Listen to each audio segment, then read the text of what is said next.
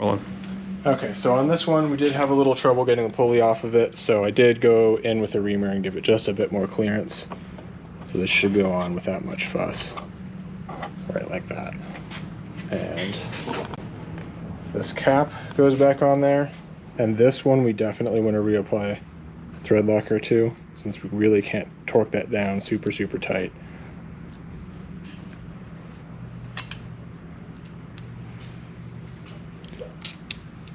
That threads right into the motor shaft and retains the pulley.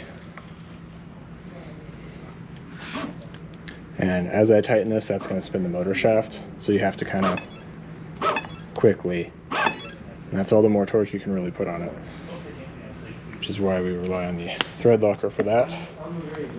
So we can get the belt. You want to go motor side first because of the flanges, and then we'll slide it back up onto the rear pulley.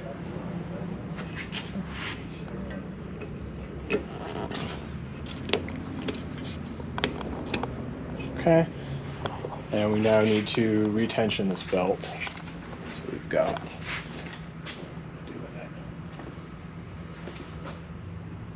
the belt tensioning tool that comes with the bike. We'll take and, starting on the belt side, give that a few clicks, and the opposite side should be in a similar position rotationally. We'll give that belt a feel. That feels actually maybe even too tight. Pull that back one notch.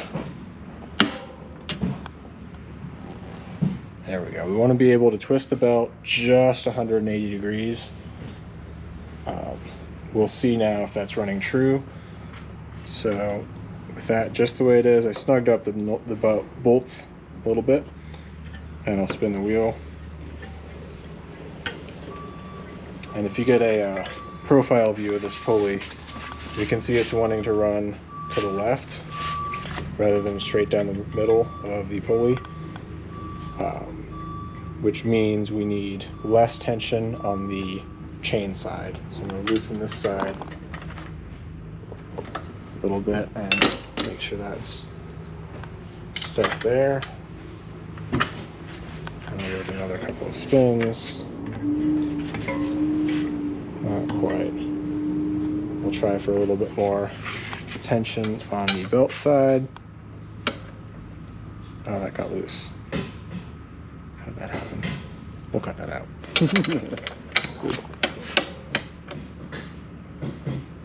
So adding a bit of tension on the belt side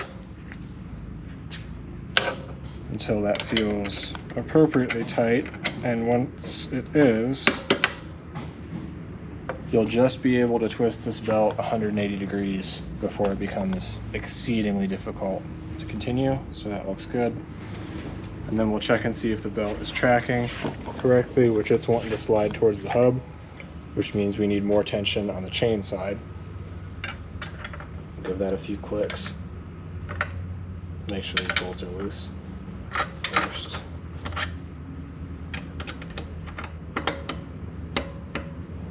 That. Looking a little better. Not quite perfect.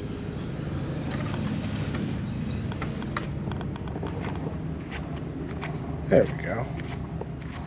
Oh, too far. See if this is our happy medium.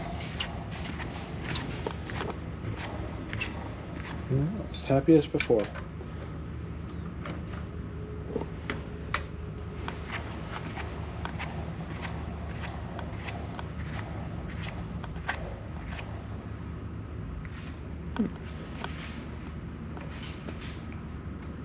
Keep going, I guess.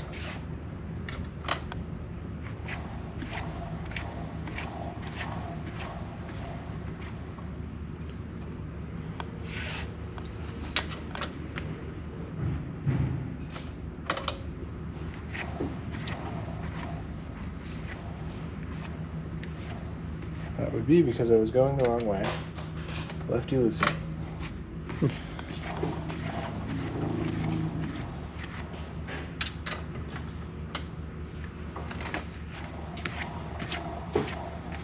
There we go. So we've got the belt reasonably centered, and the amount of tension on the belt is such that twisting it past 180 is quite difficult. With that, we'll tighten the axle bolts back down.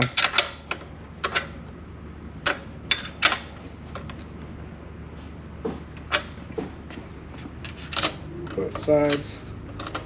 Particularly on the chain drive side, we want to make sure that as we're tightening these axle bolts that this cam doesn't turn with it.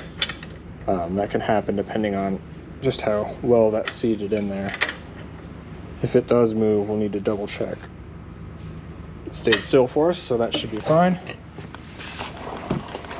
And our belt is still tracking relatively close to center. Happy enough with that. Now we just got to get the seat back on the machine.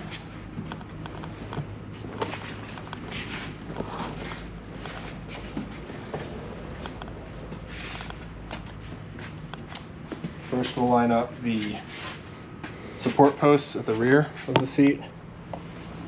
Get those to connect. And let those gently drop. And then up front, we've got the seat sliders. We'll get those dropped in.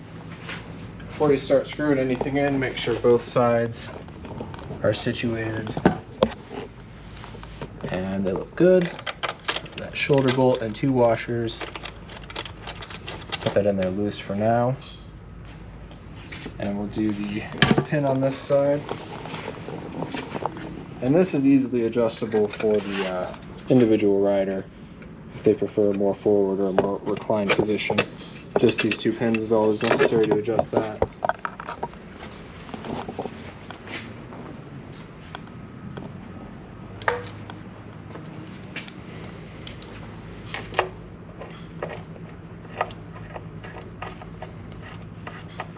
Now I've still got both of these bolts loose on both sides, which is going to allow me to adjust the seat position a little bit. A little tight on the other side still. I don't think we need it quite this far back. And you can kind of give it a smack from the back. We'll help coax that adjustment. It's a little bit more of a happy medium. The seats tend to want to be towards the rear of the slider for most riders. Should be a good place to start. Can be adjusted as needed. So the seat is in position. We've got the seat slider bolts tightened down, and we've got the adjustment pins in place. The last thing we need to do is reconnect all that wiring, which this bundle I had tucked up behind the seat support to keep it out of the way. And all of the connectors are unique, so you can't crisscross the connections. So we've got the 12 volt for the whip and tail lights, got a 3-pin for our turn signals, and a 2-pin for our brakes, just like that. And the very last thing is the Di2 battery on this machine is up under the seat. So we'll grab the E-tube and very carefully feed that back to where it plugs in. Push till you hear a good click.